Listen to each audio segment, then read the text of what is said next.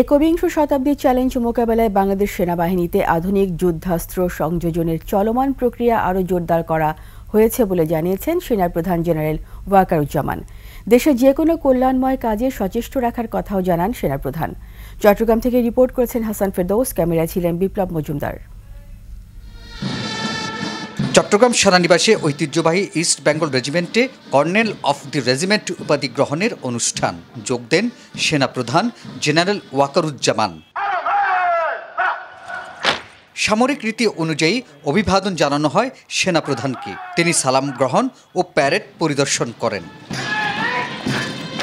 পরে সেনাপ্রধানকে ইস্ট বেঙ্গল রেজিমেন্টের পক্ষ থেকে কর্নেল র্যাঙ্ক ব্যাচ পরিয়ে দেন রেজিমেন্টের জ্যেষ্ঠতম অধিনায়ক এবং জ্যেষ্ঠতম মাস্টার ওয়ারেন্ট অফিসার।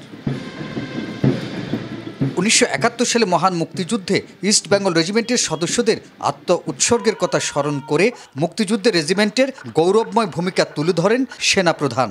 মহান মুক্তিযুদ্ধে এই রেজিমেন্টের 12,833 জন সদস্য অংশগ্রহণ করেন এবং 231 জন সদস্য খেতাবপ্রাপ্ত হন। তাদের মধ্যে 2 জন বীরশ্রেষ্ঠ, 34 জন বীরুত্তম, 74 জন বীর বিক্রম এবং 121 জন বীর প্রতীক রয়েছেন। এছাড়াও এই রেজিমেন্টের 924 জন সদস্য মহান মুক্তিযুদ্ধে নিজেদের আত্ম উৎসর্গ করেছেন। যে কোনো প্রয়োজনে রেজিমেন্টের সকল সদস্যদের জীবন উৎসর্গ করতে প্রস্তুত থাকারও আহ্বান জানান সেনাপ্রধান। ক্যামেরায় ওয়াও, স্টাইল দেখাও, Xenon X21 পারলে ঠেকাও। আমি আশা করব ইস্ট বেঙ্গল রেজিমেন্টের প্রতিটি সদস্য তাদের উপর অর্পিত দায়িত্ব সর্বোচ্চ শৃঙ্খলা পেশাদারিত্বের সাথে পালন করবে।